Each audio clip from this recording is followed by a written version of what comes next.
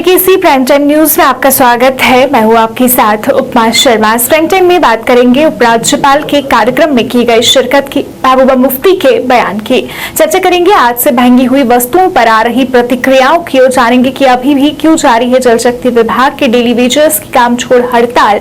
पर सबसे पहले नजर डालते इस वक्त की प्रमुख सुर्खियों पर। उपराज्यपाल मनोज सिन्हा ने कहा, केंद्र शासित प्रदेश जम्मू कश्मीर में शांति स्थापित करना उनकी सर्वोच्च प्राथमिकता। पड़ोसी देश पर कश्मीर में शांति को भंग करने के लगाए आरोप।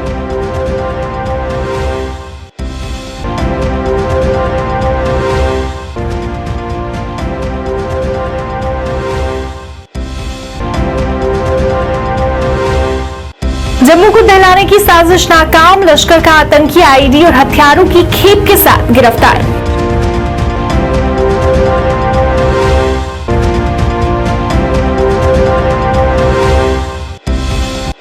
महबूबा मुफ्ती ने रुबिया सईद के 32 साल बाद भी आसिम मलिक को पहचानने पर दी प्रतिक्रिया, भाजपा पर भी साधा निशाना।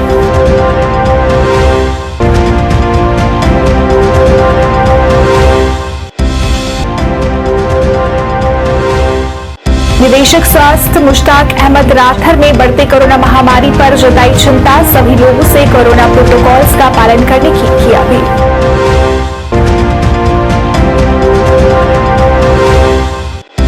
आम जनता होगी एक बार फिर महंगाई का शिकार, दूध, दही, पनीर सहित अन्य चीजों पर 5 से लेकर 18% जीएसटी लागू।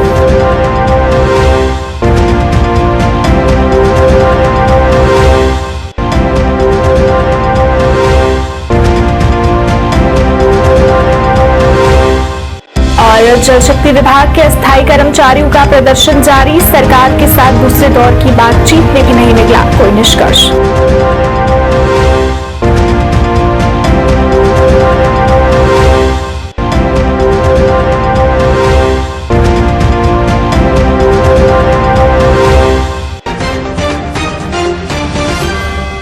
अब समाचार विस्तार से। उपराज्यपाल मनोज सिन्हा ने कहा कि केंद्र शासित प्रदेश जम्मू कश्मीर में शांति स्थापित करना सर्वोच्च प्राथमिकता होनी चाहिए, क्योंकि शांति के बिना समृद्धि असंभव है। उपराज्यपाल ने एसकेआईसीसी में पूरे प्रदेश के किसानों को संबोधित करते हुए कहा कि हमारा पड़ोसी कश्मीर में शांति को भंग करने की लगातार कोशिश कर रहा है, क्योंकि वह प्रदेश में चल रहे विकास कार्यों से निराश है। ने यह भी कहा कि कुछ तत्व जनता में अशांति फैलाने के लिए सुरक्षा बलों को लगातार भड़काने की कोशिश कर रहे हैं, जिसे किसी भी कीमत पर कामयाब नहीं होने दिया जाएगा। बता दें, ये बात उन्होंने एसकेआईसीसी श्रीनगर में 2 दिवसीय multi stakeholder convention for holistic agriculture development in Jammu Kashmir global vigil and local action के कार्यक्रम के दौरान कही।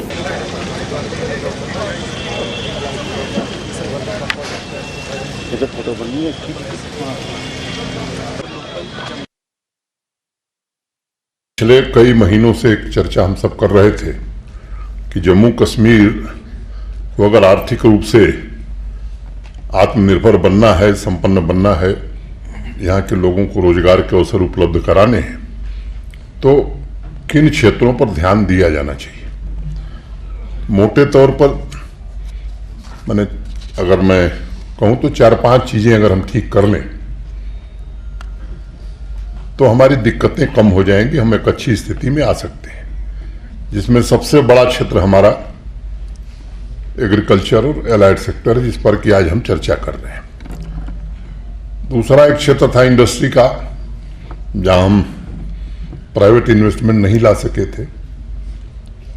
आजादी से लेकर 1 साल पहले तक मोटे तौर पर 14,000-15,000 करोड़ का इन्वेस्टमेंट हुआ था।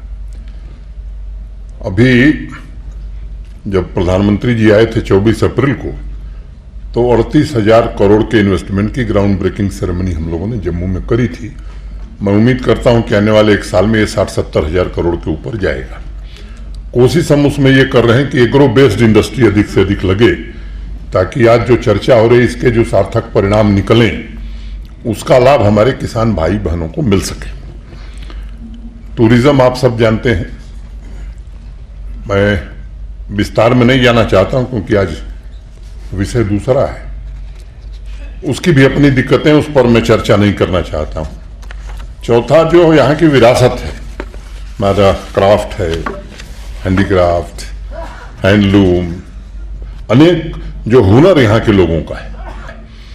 एक अंग्रेजी में बात कही जाती है कि if you can improve the agriculture you will improve the world. ये क्षमता कृषि में है, ये बात कही जाती है। और इसलिए मैं आप सबसे विनम्रतापूर्वक निवेदन करूंगा, माननीय प्रधानमंत्री जी ने पिछले 8 सालों में कृषि के क्षेत्र में ढेर सारे बदलाव किए और अनेक स्टेक होल्डर से चर्चा की है, और मैं कह सकता हूं कि बहुत सारे बदलाव हुए हैं देश में। 2023 मैं समझता हूं कि मिलेट ईयर के रूप में जाना जाता है। इसके लिए भी हमें योजना बनानी होगी। आज 2022 में हम हैं कि 2023 में हम कैसे इसका सदुपयोग कर सकें, अधिकतम उपयोग कर सकें। कि अगर आप चाहते हैं कि जम्मू कश्मीर आर्थिक रूप से प्रगति के रास्ते पर आगे बढ़े तो आपकी भी कुछ जिम्मेदारियां हैं, उन जिम्मेदारियों का निर्वहन आपको करना पड़ेगा। स्वतंत्रता दिवस से पूर्व जम्मू में बड़ी आतंकी वारदात को जम्मू पुलिस ने टाल दिया है। पुलिस ने जिला राजौरी के त्रियाठ के एक दुकानदार के खुलासे से जम्मू शहर में एक आईडी समेत हथियारों की खेप को बरामद किया है। दुकान के सामान खरीदने के बहाने से लश्कर तैयबा का आतंकी शौकत अली पुत्र मोहम्मद हुसैन निवासी खुरबानी राजौरी अक्सर जम्मू में आया करता था। वह जम्मू में तालाब खटिंगा में अक्सर ठहरा करता था। शौकत की पूछताछ के दौरान ये चौंकाने वाला तथ्य भी सामने आया है कि वो कटरा में हुए बस धमाके में भी शामिल हो सकता है। आज सुबह जब शौकत राजौरी से जम्मू आ रहा था तो इस दौरान जम्मू पुलिस को सूचना मिली कि उसके पास हथियार हैं। जम्मू पुलिस ने इसके बाद राजौरी पुलिस से संपर्क किया। चौकी चौरा के नजदीक से इसे पकड़ लिया गया। उसके पास से उस समय कुछ हथियार थे। शौकत से जब पूछताछ की गई तो उसने खुलासा किया कि जम्मू शहर में उसने हथियार छुपाए हुए हैं, जिन्हें पुलिस ने बरामद कर लिया। जम्मू जोन के डीजीपी मुकेश सिंह ने एक पत्रकार वार्ता के दौरान इस बात की विस्तृत जानकारी दी।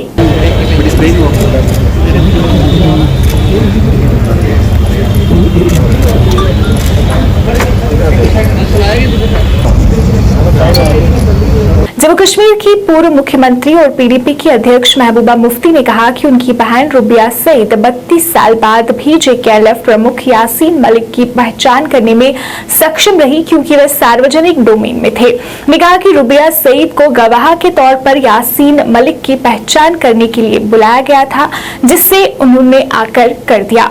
वहीं चुनाव पर बोलते हुए उन्होंने भाजपा को आड़े हाथों लेते हुए कहा कि उन्हें चुनाव का माहौल अनुकूल नहीं लग रहा, क्योंकि जम्मू कश्मीर में नए कानूनों का इस्तेमाल किया जा रहा है, जिसके जरिए वे यहाँ के लोगों की नौकरी, जमीन, पहचान सहित अस्तित्व को मिटाने की कोशिश कर रहे हैं।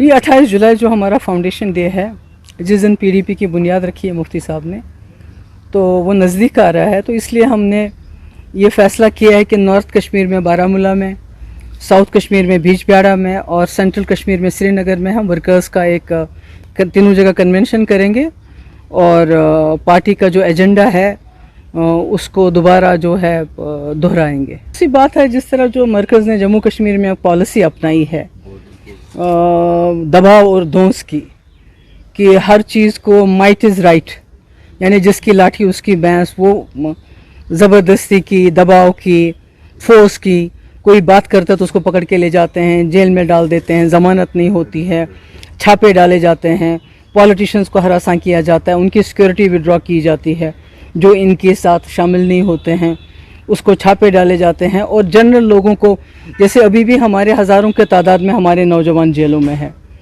जम्मू कश्मीर के जेल में नहीं बल्कि जम्मू कश्मीर से बाहर के जेलों में है, और वो सब गरीब घरों से ताल्लुक़ रखते हैं।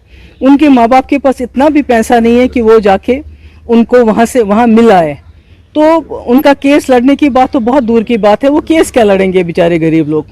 तो इस तरह से मैं समझती हूँ जम्मू कश्मीर में बहुत नाइंसाफियाँ हो रही हैं, जिसकी वजह से यहाँ का माहौल जो है बड़ा डरावना है, खौफनाक है। इलेक्शन के बारे में हमें मालूम नहीं कि इलेक्शन कब होंगे नहीं होंगे, क्योंकि जिस तरह बीजेपी यहाँ अपना कानून इस्तेमाल कर रही है, रोज़ नित नए कानून लाके जम्मू कश्मीर के लोगों को डिसएम्पावर कर रही है, जम्मू कश्मीर के लोगों की जो है उनकी जो वजूद है उसको मिटाने की कोशिश कर रही है। हमारे चाहे वो हमारे जॉब्स हो, चाहे हमारे ज़मीनें हो, कहते हैं कि जो बीजेपी का है ज़्यादा जुमलाबाजी होती है, जो ये वादे करते हैं उसके ऊपर नहीं उतरते हैं, बल्कि उन वादों से ध्यान हटाने के लिए हिंदू मुस्लिम का झगड़ा खड़ा करते हैं। पूरे मुल्क में आप देखिए इस वक्त कितना तजाद है, कितना आपस में टेंशन है दो मजहबों के बीच में। तो उसकी सबसे बड़ी वजह यह है कि बीजेपी जो है डिलीवर नहीं कर पाई।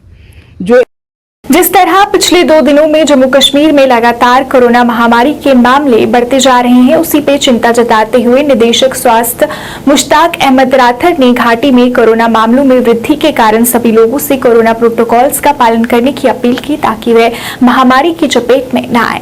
केसेस कम हो जाते हैं तो वो थोड़ा सा ये कोविड अप्रोप्रिएट बिहेवियर को फॉलो करें, social distance, hand hygiene, mask रखना बहुत ज़रूरी है। आज देखिए शादियों का जो आज सीज़न चल रहा है, वहाँ जहाँ भी ज़्यादा गैदरिंग होगी वो मास्क रखें और जो कोविड अप्रोप्रिएट बिहेवियर है उसका पालन करें। बाकी जो इम्यूनाइज्ड है सारे, ऑलमोस्ट हमारी जो पॉपुलेशन है सारे ने वैक्सीन करे हैं, वैक्सीन से भी हमें बड़ा प्रोटेक्शन मिला है। उसके बगैर जिसको कोविड हुआ भी है तो उससे भी एक हर्ड इम्यूनिटी पैदा हो गई है। जो भी केसेस अब आ रहे हैं उनका जो सीवियरिटी बहुत कम है, हॉस्पिटलाइजेशन बहुत कम है, घबराने की कोई बात नहीं है। लेकिन SOPs का ध्यान रखना है, मास्क लगा के रखना है ताकि ये और ना फैले। सर जैसा कि आपको पता है कि हर एक डिस्ट्रिक्ट हॉस्पिटल में हमने 10-10, 15-15 बेड्स रखे हैं कोविड के लिए, जो चलते आ रहे हैं।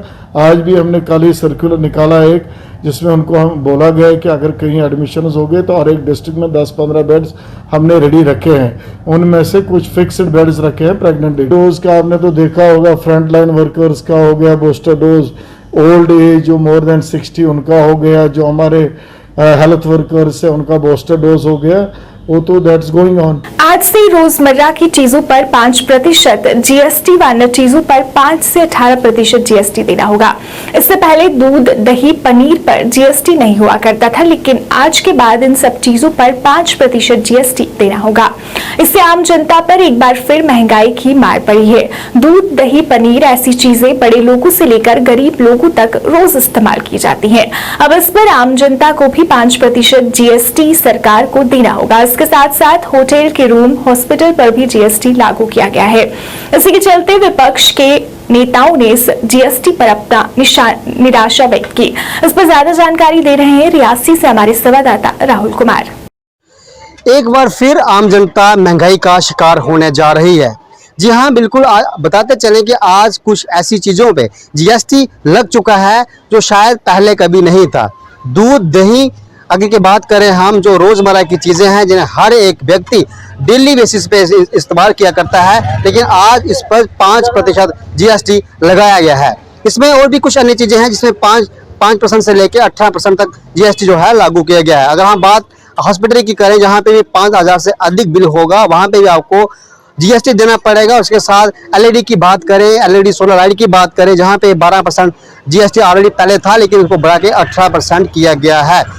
कुल मिला के बात करें तो ये सारा असर जो है आम जनता पर पड़ने जा रहा है और इसी के चलते रियासी के लोगों ने इसका विरोध भी करा है। अब तो ऐसा लगता है कि केंद्र सरकार के जो निर्णय आते हैं उन पे सोचना ही छोड़ दिया है, क्योंकि वो उनके निर्णय ऐसे आते हैं।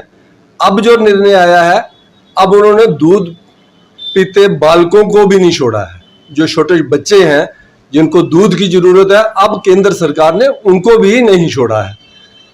दूध हो, दही हो, मक्खन हो, जितने भी दूध की जो पदार्थ हैं उनके ऊपर 5% GST लगा दिया। और फिर ये जो केंद्र सरकार आज की है, ये हर बार जो भी मंच पे खड़े होते हैं ये 70 साल का एक राग अलापते हैं। 70 साल में कभी आटे पे भी GST नहीं लगा, वो भी इन्होंने पहली बार 5% आटे पे GST लग गया, दालों पे GST लग गई, आटे पे लग गई। जब GST इन्होंने लगाया था, जब इन्होंने लागू किया था, तब GST एक बार लग गया। अब उसको हर 6 महीने के बाद उसके ऊपर कोई ना कोई नया व्याख्यान ले आते हैं, क्योंकि देश को इन्होंने खोखला कर दिया है। रिजर्व बैंक के पास पैसा नहीं रहा है। अब तो हमने ये भी सुना है कि अगर कोई चेक के थ्रू अमाउंट देता लेता है, लेन देन करता है, तो उसके ऊपर भी GST कोई पता नहीं 18%, 15% करके उधर भी लगा दिया। तो रसोई गैस पर जब रसोई पर बोझ पड़ता है तो समझ ले एक गृहिणी पर बोझ पड़ता है, और उसकी हर छोटी से छोटी आइटम जो उसने खरीदनी होती है उस पे बोझ पड़ जाता है। उसके घर का गुजारा करना मुश्किल। आपको पता है कोविड के वक्त से लेके अभी तक लोग उभरे नहीं हैं उस चीज से, अभी हम लोग ऊपर नहीं उठे हैं उस चीज से।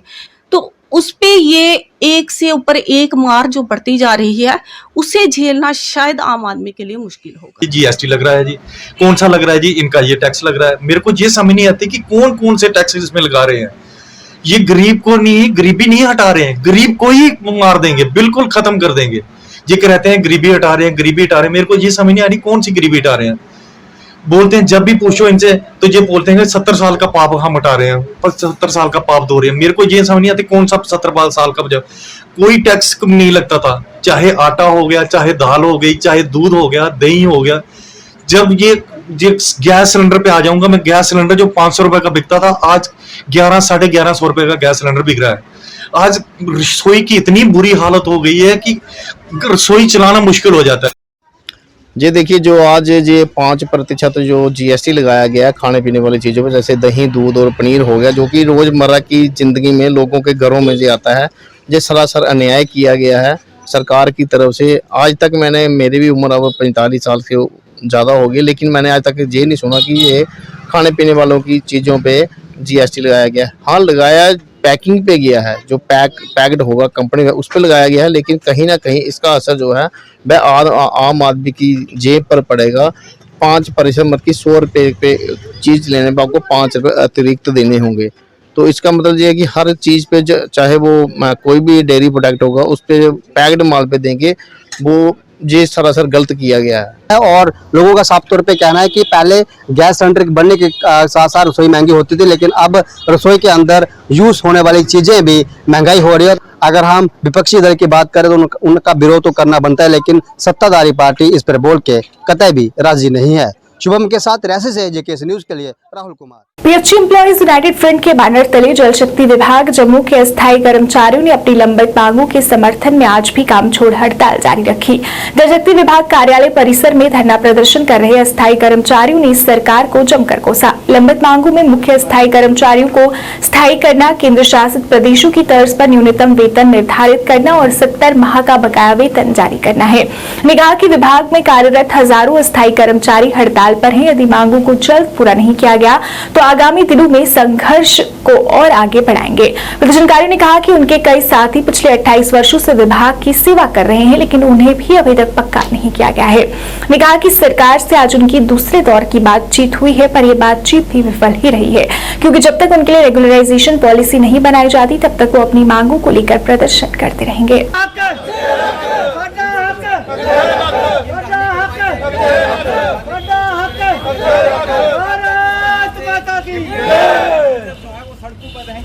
मैं Rajendra Singh Taj, member PHE employ united front Jammu province.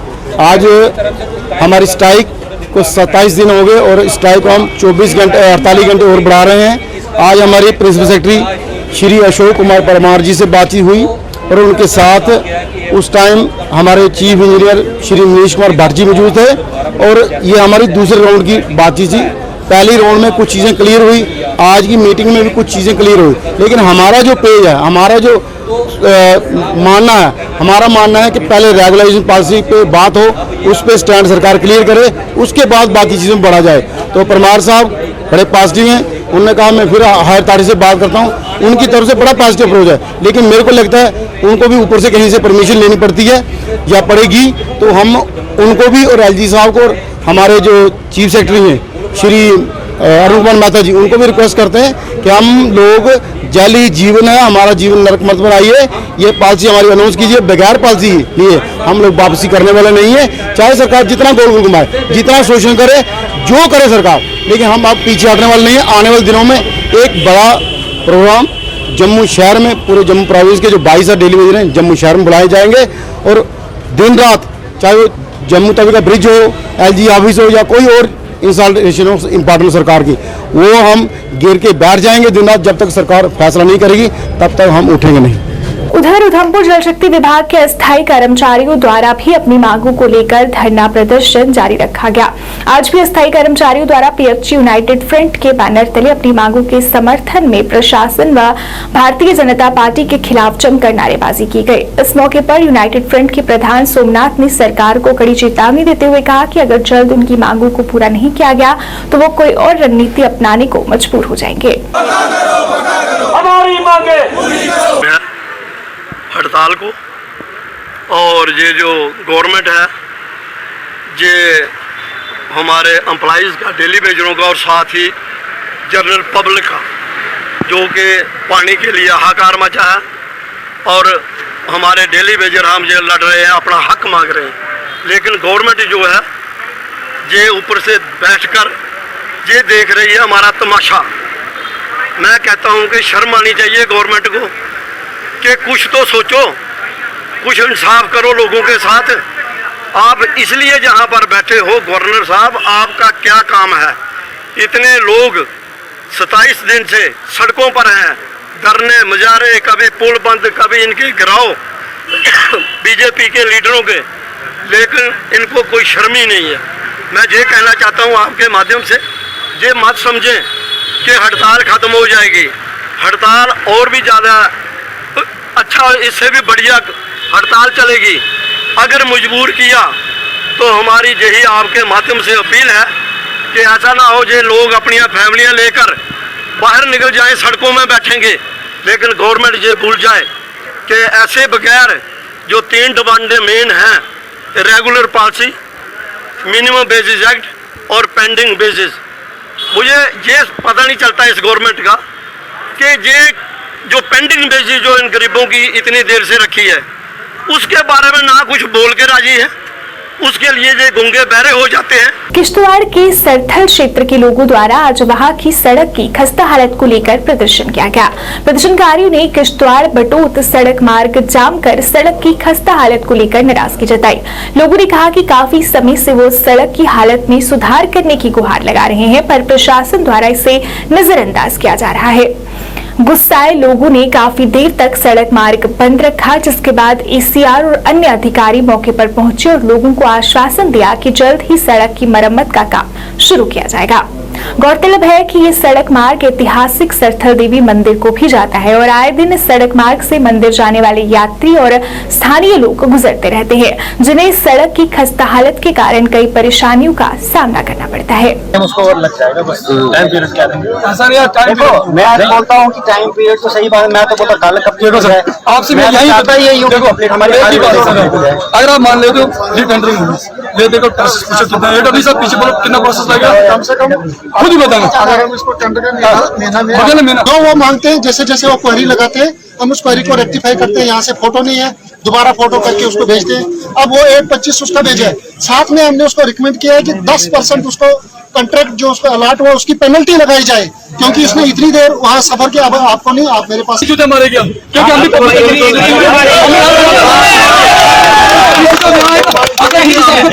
बात करने नहीं, मैं बात करूंगा कमिश्नर से, इतनी हमारे पास मगर हमने क्या ड्रामा, एलजी को लिखने के बावजूद भी एलजी हमसे गौर नहीं कर रहा है। इस सर्कल ये भी ट्रस्ट है, मजाक तो नहीं है, हमारी किसी की पर्सनल रोड पे हम नहीं बोल रहे हैं। यहाँ पूरा डिस्ट्रिक्ट, तीनों डिस्ट्रिक्ट के लोग यात्री जाते हैं, यहाँ जम्मू से लोग आते हैं, हमें ताने मारते हैं। आप टर्मिनेट, ठीक है। अब जैसे ये लुक पेशानी है, आरएनजी का काम है, अब मेरा तहसीलदार को जेसीबी नहीं चलाएगा, उसके लिए जेसीबी चलाने वाला ऑपरेटर चाहिए। उसी तरीके से कॉन्ट्रैक्ट खत्म करने के लिए एक डेजिग्नेटेड अथॉरिटी है कि वो उसको लिखेंगे। हमारा काम था कि आपकी आवाज जो थी वो सरकार तक पहुंचाने की। सुनिए पहले बात, ऐसे हवा में बात पीछी चल रही थी, सुने मेरी बात। वो ऑनरेबल एडिशनल चीफ सेक्रेटरी साहब के साथ, और डीसी साहब ने मुझे वहाँ से बोला कि आप जाएं, उनकी क्या बात है। मैं कहा मैं जाऊँगा, क्यों नहीं सुनेंगे, हमने आपके साथ बैठ के रहना है, आपसे काम करना, आपकी बात हमने नहीं सुनी तो सुननी किसने, ठीक है ना। कितना टाइम लगता है? हेलो, 12 दिन तो महीने लगेंगे सर, 1 दिन 2 दिन 1 वीक मोर, अभी तो 2-3 हफ्ते निकल चुके हैं ना। ऐसे नहीं होता, हर एक चीज का सेट प्रोसीजर होता है। कल क्या होगा, हम जब जल्दबाजी में कोई काम कर लेते हैं, उसके बाद क्या होता है ना, ये लोग जो होते हैं ना शैतान लोग, इनके पास हमसे ज्यादा तेज वकील होते हैं, हमारा वकील जो होता है मेरी बात बताता हूं, वो क्या करेंगे, अगर सुने पहले बात, अगर हम यहाँ जल्दबाजी में नोटिस निकालेंगे, वो हमारा एक टेक्निकल फला निकालेगा, नहीं जी मुझे टाइम पे नोटिस सर्व नहीं हुआ, मुझे पहले बात सुने आप, हम ये चीज फेस करते हैं, तब आप भी फेस करते हैं, हम ये डेली फेस करते हैं, हम आपको वो जाके हमारे को इसमें अननेसेसरली कहीं जाके कोई अपने वकील के कोई स्टे ले आएगा, हमारी छोटी सी गलती, हमारा पर्पस जो है ना, हमारा पर्पस वहीं रुक जाता है। हमारा काम है इस रोड को ब्लैक टॉप कराने का। अगर वो हमको नहीं, हमारी टेक्निकल गलती, जैसा आप कहते हैं 5 दिन में क्यों नहीं हुआ, 6 दिन में क्यों नहीं हुआ, अगर ये इतना जल्दी होता तो हमने कब तक कर दिया होता। लेकिन हम नहीं चाहते कि जैसे लिंगरान 6 साल से हुआ है, तो अब हम एक चिट्ठी और हम जल्दबाजी में निकाल के तो इसको खत्म आपने ऑर्डर में उसको अंदर छोड़ा, वो जो यही बंदा है, ये वही है, इसको ठोको ना, जम्मू कश्मीर अपनी पार्टी महिला इकाई के प्रदेश सचिव तथा बार एसोसिएशन आरएसपुरा की उप प्रधान एडवोकेट ऋषा कुमारी भगत की अध्यक्षता में सामाजिक कार्यकर्ता संतोष भगत सहित काफी संख्या में लोग जम्मू कश्मीर अपनी पार्टी में शामिल हो गए, जिनका पार्टी के प्रधान अल्ताफ बुखारी तथा पार्टी के अन्य वरिष्ठ नेताओं ने पार्टी में स्वागत किया। इससे पहले रैली की शक्ल में लोग पार्टी दफ्तर में पहुंचे। जम्मू कश्मीर अपनी पार्टी में शामिल होने वालों में संतोष भगत के अलावा बीना देवी, पूर्व अध्यापक बालक राम, तोशी देवी, रानी देवी, अंजू बाला तथा टॉनी प्रमुख थे।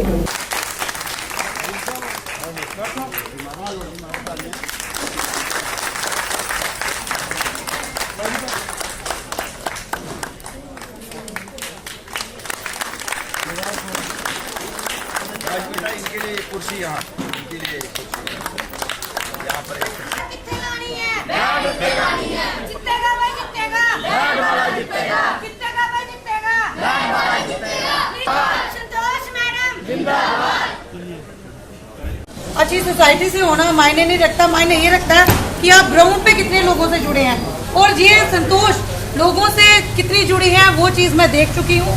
और मैंने पार्टी की नीतियों को, अल्ताफ साहब की जो भी खूबियाँ हैं, पार्टी की जो नीतियाँ हैं, वो आप तक पहुँचाई और आप सब ने समर्थन दिया मेरी कन्वेंशन में भी। और जहाँ आपको आवाज़ लगाती हूँ, आप एक आवाज़ पे आते हैं, तो तहे दिल से आप सबका शुक्रिया। और संतोष एक ऐसी लेडी है जो समाज से जुड़ी हुई है और आप सब जानते तो हैं कि आपके लिए वो रात को कोई 12 बजे आवाज़ लगाए, 2 बजे आवाज़ लगाए। मैं जानती हूँ कि संतोष कितनी सोसाइटी को सर्व कर रही है। यही करती हूँ कि लोग मेरे साथ आए हैं, मेरा बहुत हौसला बड़ा है। और निशा मैडम का शुक्रिया करती हूँ जो बुखारी साहब की पार्टी ज्वाइन करने के बाद हमें पता चला कि पार्टी भी कोई ज्वाइन करने से पता चलता है बंदे को कि कुछ बाहर निकलने से कुछ मिलता है, कुछ पाना है। हम वो कुछ छोड़ चुके हैं जो हम अभी पाना चाहते हैं। मैं इतना ही बोलूँ। उधमपुर में कांग्रेस के नेता सुमित मल्होत्रा द्वारा पत्रकार वार्ता की गई, जिसमें उन्होंने पत्रकारों को संबोधित करते हुए केंद्र सरकार को आड़े हाथों लेते हुए कहा कि केंद्र सरकार द्वारा आए दिन महंगाई में बढ़ोतरी की जा रही है, जिस कारण जनता काफी परेशान है। उन्होंने कहा कि सरकार द्वारा अब रसोई घर की खान पान की वस्तुओं पर भी जीएसटी लगाया गया है, जिससे साफ जाहिर होता है कि सरकार जनता के हित में कार्य नहीं कर रही है। उन्होंने कहा कि अगर इसी तरह से देश में महंगाई दिन ब दिन बढ़ती गई तो श्रीलंका जैसे हालात भी भारत में बन जाएंगे। बढ़ते पेट्रोल, डीजल व गैस के सिलेंडरों की बढ़ोतरी के बाद आज हमारा जो मैं कहूँगा कि पावन सावन का महीने का पहला सोमवार, इस पे मोदी सरकार ने जो तोहफा दिया है, मैं उसके बारे में थोड़ा बताना चाहता हूँ। जैसा कि आज से आटा चावल की बात करें, सूजी मैदा की बात करें और मिल्क प्रोडक्ट जितने भी हैं, दही, दूध, पैक्ड दही, दूध, पनीर, छाछ, इन सब पे 5% जीएसटी लगाया गया है। मैं ये बताना चाहता हूँ कि सोमवार, सावन महीने का पहले सोमवार को जो तोहफा दिया है, इससे पहले इतिहास में आज तक चावल आटा, हम बात करें कि इनमें चावल आटा पे कभी टैक्स नहीं लगाया गया, लेकिन इस मोदी सरकार ने इन खाने पीने वाली चीज़ों पे टैक्स लगा के एक बार फिर से यह साबित कर दिया कि यह सरकार गरीब आम आदमी विरोधी सरकार है। मैं यह बता दूं कि जैसा कि इन्होंने 5% जीएसटी आज इन चीज़ों पे लगाया है, उसके साथ ही महंगाई कहां से कहां पहुंचेगी ये आने वाले दिनों में पता चलेगा। और मैं बता दूं, आटा, चावल, दही, दूध के साथ साथ पेंसिल, शार्पनर, रबर तक जो कि बच्चों की पढ़ाई में काम आते हैं, उन पे भी जीएसटी लगाया गया है। और बेशर्मी की बात देखिए कि 5,000 तक का जो होटल का रूम होता है, जो कमरा किराए पे लेने जाएगा 5,000 तक, वहां तक तो जीएसटी कोई देगा, वो तो ठीक है। लेकिन ये भी पहली बार हुआ है कि किसी होटल में 1,000 से नीचे कोई कमरा लेने जाएगा, उसको 12% टैक्स देना पड़ेगा। यानी कि 1,000 से नीचे 300-400 रुपए वाला कमरा मुझे लगता है कोई अमीर आदमी नहीं लेगा। लगातार नौशेरा में ट्रैफिक पुलिस और आरटीओ द्वारा नाके लगाए जा रहे हैं और पुलिस विभाग भी लोगों को यातायात नियमों के प्रति जागरूक कर रहा है, लेकिन फिर भी लोगों द्वारा नियमों का पालन नहीं किया जा रहा। आज नियमों का उल्लंघन करने वालों के खिलाफ एक बार फिर ट्रैफिक पुलिस ने अपना शिकंजा कसा और नियमों का उल्लंघन करने वालों के खिलाफ कार्रवाई कर उनके चालान काटे गए। इस दौरान लोगों को नियमों का पालन करने की सलाह दी गई।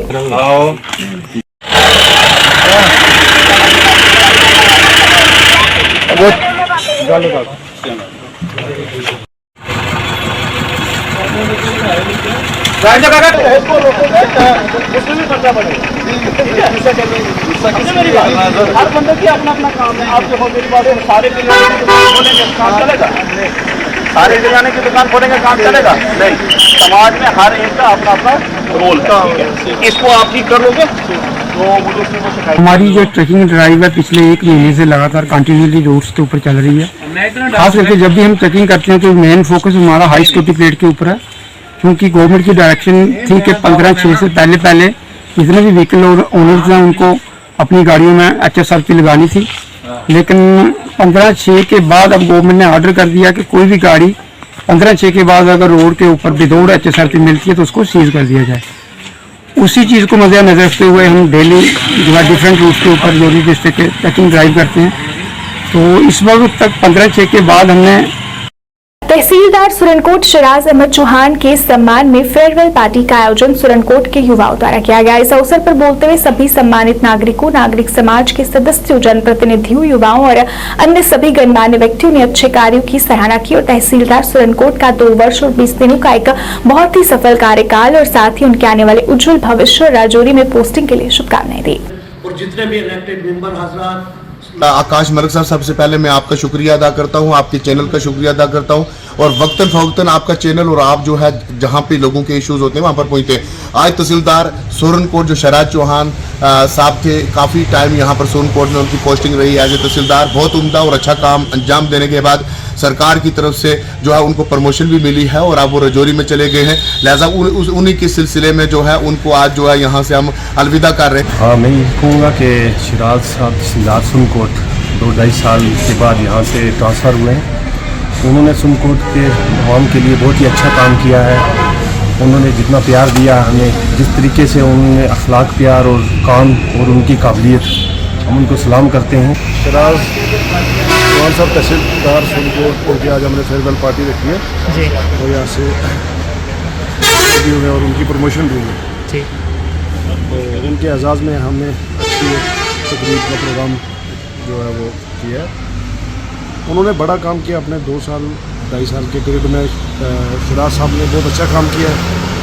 नॉर्मली 1 साल में उन्होंने लगभग कोई 70-80 हज़ार तक डोमिसाइल, ST कैटेगरी और पहाड़ी सर्टिफिकेट जो वो इशू किए यहाँ से। तहसीलदार शिराज अहमद चौहान साहब जो यहाँ से पोस्टिंग होकर राजौरी चले गए हैं, उनके कामकाज की सराहना के लिए और उनको जो है आज यहाँ अलविदाई पार्टी जो है यहाँ से दे रहे हैं और इन दवाओं के साथ कि जितना अच्छा और बेहतर कारकर्दगी उन्होंने यहाँ दिखाई है वो फ्यूचर में भी जो है इसी तरह के काम करते रहें। SHO नियाज साहब और जो शिराज चौहान साहब हैं, इन दोनों ने यहाँ लोगों के बहुत दिल जीते हैं। घर घर में कुचे में इस वक्त बात हो रही है कि हमारे ऐसे जो ऑफिसर हैं यहाँ से, चलो तहसीलदार साहब तो प्रमोट होके जा रहे हैं लेकिन SHO साहब को कबल वक्त यहाँ से ट्रांसफ़र कर दिया गया। तो अब ये डिपार्टमेंट की अपनी जो है तरीक़ाकार होता है, ट्रांसफ़र तो होनी है, पार्ट ऑफ जॉब है। तो ये बेहतर बाला ऑफिसरों ने जैसे सोचा, लेकिन यहाँ पर उन्होंने जो काम किया है उससे जो है पुलिस का सर ऊंचा हुआ है और एक अच्छी पुलिसिंग दे कर गए हैं, लोगों के दिल जीत कर गए हैं। तो आने वाले जितने ऑफिसर्स हैं उनके लिए भी विकास कार्यों को बढ़ावा देते हुए आज रजौरी के थाना मंडी में 6.3 MVA ट्रांसफार्मर लगाया गया और कई कार्यों की शुरुआत भी की गई। ये विकास कार्य अब्दुल कयूम मीर DDC सदस्य थाना मंडी द्वारा किए गए। उन्होंने कहा कि लोगों की लंबित मांग थी, जिसको देखते हुए ये काम करवाया जा रहा है। उन्होंने कहा कि इससे क्षेत्र में बिजली की समस्या का समाधान होगा और लोगों को राहत मिलेगी। ग्रिड स्टेशन जो 10 MVA था उसकी कैपेसिटी थी, तो एक एडिशनल हमें 6.3 का और दिया गया है। इसके लिए मैं सरकार का खासकर LG एडमिनिस्ट्रेशन का बड़ा ग्रेटफुल हूँ कि उन्होंने हमारी ये बड़ी लॉन्ग पेंडिंग डिमांड थी। हमारे इलाका में बड़ी कड़ाई होती थी कि बिजली की बहुत कमी है, तो कहीं ना कहीं इस कमी को जो है वो दूर किया गया है। इसमें उसको नज़र हमारी इस डिमांड को कंसिडर किया गया है।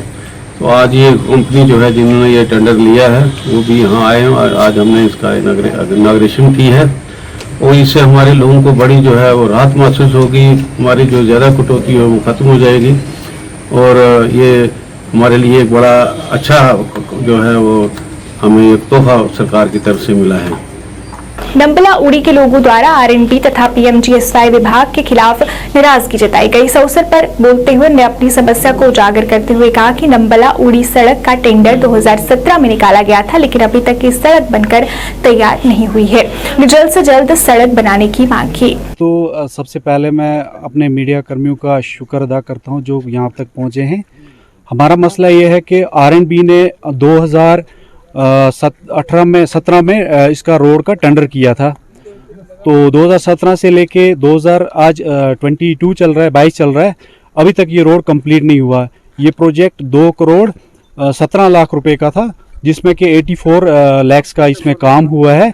बाकी अभी तक कोई काम नहीं हुआ। कॉन्ट्रैक्टर यहाँ से छोड़ के इसको भाग गया है, तो अभी तक कोई काम नहीं हुआ इसमें। इसकी हालत भी ख़राब है। तो PMGSY वालों ने क्या किया, इसमें ऑलरेडी छोटियाँ गाड़ी वगैरह छोटी जाते थे, तो अभी उन PMGSY वालों ने इसको रोड को काट दिया है। इसमें 5 फुट डाउन कर दिया है, जिसकी वजह से अभी तक 1 मंथ हो गया इसमें गाड़ियाँ नहीं जा रही हैं। SDM साहब से भी रिक्वेस्ट की है, SDM साहब से हमने रिक्वेस्ट की थी। SDM साहब यहाँ मौके पे भी आए थे, उन्होंने देखा भी, उन्होंने कहा था 2 घंटे के बाद आपका रोड ठीक कर देंगे, लेकिन तब से लेके 1 मंथ हो गया, ये रोड अभी तक ठीक नहीं हुआ है जनाब। और दूसरा एक इशू है सर हमारा, ये क्या बोलते हैं, इस रोड का मैग्नेटाइज होना चाहिए रोड हमारा ये, और इसमें वॉल्स वगैरह कलवर्ट्स वगैरह अभी पेंडिंग है, वॉल्स वगैरह पेंडिंग है ना कि अभी कलवर्ट्स में की जगह हमने स्टोन बोल्डर्स वगैरह रख के गाड़ियां पार कर रहे हैं। तो वॉल्स पीछे लगे हुए हैं, उनमें 1 मंथ नहीं हुआ, वॉल्स को नीचे गिर गए। उन्होंने SDM साहब मौके पे आके उन्होंने देखा भी।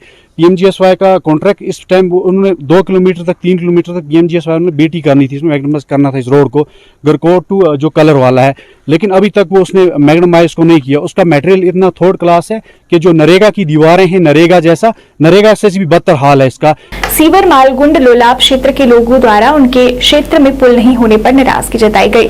लोगों ने कहा कि क्षेत्र में पुल न होने की वजह से उन्हें कई परेशानियों का सामना करना पड़ता। उन्हें जल्द से जल्द उनकी समस्या के समाधान की मांग की। हाजी फारूक साहब है, DDC मेंबर है, उसके पास भी हम कई बार गए, उन्होंने भी बोला है कि हम कोशिश कर रहे हैं, इंशाल्लाह आएगा, लेकिन अभी तक तो आया नहीं। इससे पहले बहुत सारे मिनिस्टर भी थे यहाँ, हक साहब थे, कैसर साहब थे, बहुत सारे आए, देख के गए, बोला होगा लेकिन हुआ नहीं। कितने साल हो गए इस पुल को ऐसे ही? ये इसको करीब 30 साल हो गए। 30 साल नहीं, 30 से ज्यादा होगा, लेकिन मेरे ख्याल में 44 मेरा एज है, 30 से मैं देख रहा हूँ इसको। प्रॉब्लम कि स्कूल बच्चे गए कॉलेज गवर्नमेंट स्कूल नेबर ऐसे मिडिल स्कूल हाथों बगैर कह चीज अंद पूरी जंगल दामनस में वाक़ सड़क हालत सोच तिस कि मतलब ये ट्रैक्टर हेकान पकित कह रूद सवाल कदलुक मे बसान 1987 पे ये पे वह आमुत कहें कर हाजी फारूक अहमद मीर वाइस चेयरमैन तमें गई तमो दोक बिल्कुल करो यह सोच प्लान, लेकिन मतलब ग्राउंड पे हाजी फारूक अहमद मीर वो तमिस वरियस इससे पहले कि हमारे पास यहाँ कैबिनेट मिनिस्टर रहे हैं, हमें हर वक्त इग्नोर किया गया है, चाहे स्कूल के हवाले से, बिजली के हवाले से, वाटर सप्लाई के हवाले से, या किसी और हुकूक के हवाले से भी हमें इग्नोर किया गया है। आज तक गवर्नमेंट यहाँ हमने देखी ही नहीं है। खाली उस वक्त जब हमें वोट डालने होते हैं उस वक्त आते हैं, चाहे MLA हो गई, जो भी आज तक आया हो, MLA हो या मिनिस्टर हो या कोई हो, वोट डालने किसको LG सरकार को डिस्ट्रिक्ट एडमिनिस्ट्रेशन को, मतलब R&B को, जो मतलब हमें लगभग साल में हम 100 बार जाते हैं। मैजिक ड्राइवर्स द्वारा कुलगाम में उनके लिए स्टैंड न होने पर नाराजगी व्यक्त की गई। अपनी समस्या को उजागर करते हुए मैजिक ड्राइवर्स ने कहा कि स्टैंड न होने की वजह से उन्हें सवारी ढूंढने और अपने वाहन को कहीं रोकने में कई परेशानियों का सामना करना पड़ता है। उन्हें जल्द से जल्द उनकी समस्या के समाधान की मांग की। हमारा मसला हल करो, हल करो, हल करो, हमारा मसला हल करो, हल करो, हल करो, हमारी मांगे, हमारी मांगे, magic association, magic association, magic association, Khan साहब कदम बढ़ाओ।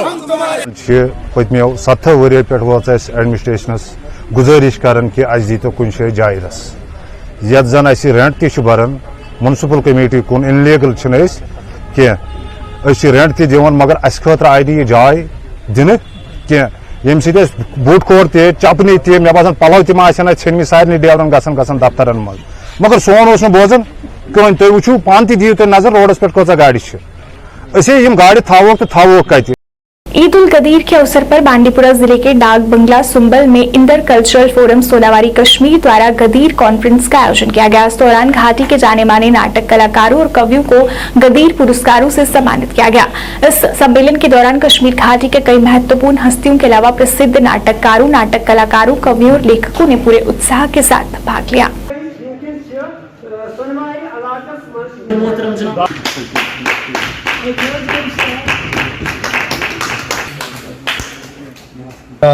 वसारत से पूरे आलम इस्लाम को ये बताना चाहता हूँ कि आज 18 जिलहज और 18 जुलाई है। आज ईद गदीर का दिन है। मैंने सोचा कि कल्चर के हवाले से इंदर कल्चर फोरम की जानिब से मैं इन शख्सियत को अवार्ड से नवाज जो आर्टिस्ट है, मतलब शोरा हजरात है और जो मुख्तलिफ अदब के हवाले से मुख्तलिफ शोबे में जो काम करते हैं उनको हमने अस्कर बशीर दादा साहब जो तारुफ के मोहताज नहीं है, अख्तर हुसैन है जो बॉलीवुड के एक हुनर नौजवान एक्टर है, और इसके अलावा रशीद गमगीन साहब जो एक नजीर जोश भी है जो मशहूर है। इनको हमने आज यहाँ डाक बुला सुंबल में यहाँ जमा करके इनको अवार्ड से। आइए अब जल्दी से नजर डालते हैं आज के मौसम और तापमान पर।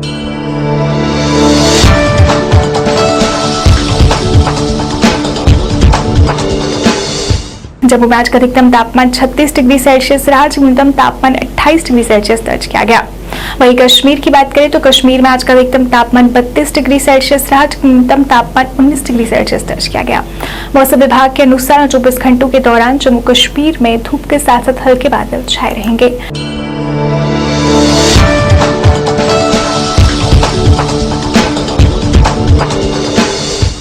जेकेसी प्राइम टाइम न्यूज के आज के इस अंक में फिलहाल इतना ही। इसी के साथ मुझे और मेरी पूरी टीम को दीजिए इजाजत और आप देखते रहिए जेकेसी न्यूज। नमस्कार।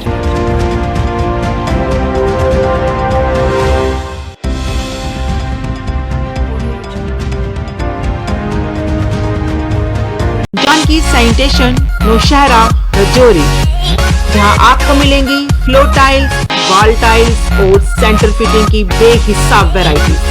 तो अगर आप अपनी पसंद की किसी भी तरह की टाइल्स या सेंटर फिटिंग खरीदना चाहते हैं तो रुक करें सिर्फ जानकी सैनिटेशन का। हमारा पता है